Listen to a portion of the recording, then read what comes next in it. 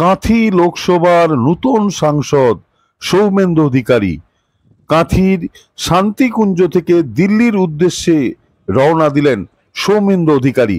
তার আগে সাংবাদিকদের মুখোমুখি হয়ে বলেন, যেহেতু বাড়ির তিনজন পোড় খাওয়া রাজনীতিবিদ রয়েছেন, প্রত্যেকের সাংসদ ভবনের অভিজ্ঞতা রয়েছে, তাই খুঁটিনাটি তথ্য জানা রয়েছে। কাঁথির প্রাক্তন সাংসদ বাবা শিশির অধিকারী, দাদা দিব্যেন্দু অধিকারী, বিরোধী দলনেতা শুভেন্দু অধিকারী, তাই তিনি কাঁথির শান্তিকুঞ্জ থেকে বেরিয়ে দিল্লির উদ্দেশ্যে রওনা দিলেন সৌমেন্দু অধিকারী। ফলাফল আমি তো সেদিনও বলেছি, আরও একটু ভালো আমরা আশা করেছিলাম কাঁথি লোকসভা কেন্দ্রে, হয়তো সেটা আমাদের সেই আশাটা পূর্ণ হয়নি। তো যেটা ফল হয়েছে সেটা খারাপ নয়। আমরা 7-এর মধ্যে 6টা বিধানসভাতে জয়লাভ করেছি। ব্যাপক চাপা সন্ত্রাস ছিল, সেই সমস্ত উপেক্ষা করে মানুষ রায় দিয়েছেন, জনতার রায়। আমরা সেটাকে নিয়ে তাদের রায়ের মর্যাদা রাখার চেষ্টা করবো আগামী দিন। এখানে মোদিজি পার্টি পর্যালোচনা করবে, আমার এটা নিয়ে কোনো বক্তব্য নেই। মোদিজি এবারে হলদিয়াতে আসতে পারেনি, খারাপ আবহাওয়ার জন্য তার চপার ল্যান্ড করেনি। তিনি ভার্চুয়ালি বলেছেন। আমাদের পূর্ব মেদিনীপুর জেলা 2টি আসনই আমরা মোদিজিকে উপহার দিতে পেরেছি, এটা আমাদের কাছে অত্যন্ত আনন্দের এবং গর্বের বিষয়। না, আগে তো কালকের কাজ, কালকে পার্লামেন্টারি বোর্ডের মিটিং আছে 11টার সময়।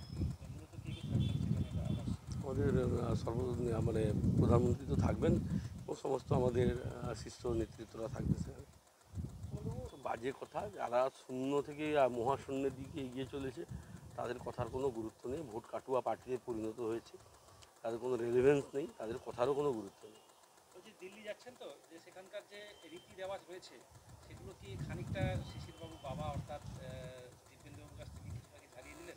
না না, সেরকম বিষয় নেই। আমি আগে যাই, প্রথমবার সাংসদ হিসাবে তো যাওয়ার সুযোগ হয়েছে। দলীয় যারা নেতৃত্বরা আছেন তাদের কাছ থেকে নিশ্চিতভাবে জেনে নেব। বাবার পরামর্শ, দাদার পরামর্শ তো অবশ্যই আছে। এখনো পর্যন্ত ভোট পরবর্তী কোনো সন্ত্রাসের অভিযোগ রয়েছে? হ্যাঁ, সন্ত্রাস চলছে। আপনার সাউথ খণ্ড অঞ্চল, ভায়াচাউলি, আমাদের নিচ কসবার একটা আলিপুর সংলগ্ন একটি বুথে, ওখানে একটু সন্ত্রাস আছে। বা আমাদের বড়হাট পটাশপুরে সন্ত্রাস আছে। সকাল থেকে ভগবানপুরে একটা গন্ডগোল হয়েছে, যেখানে তৃণমূল অভিযোগ করছে পুলিশের বিরুদ্ধে। দেখুন, এদের অভিযোগ, এদের কথার কোনো মূল্য নেই। এরা পুলিশ প্রশাসনকে ভোটের কাজে ব্যবহার করেছে, এটাই তৃণমূলের দস্তুর।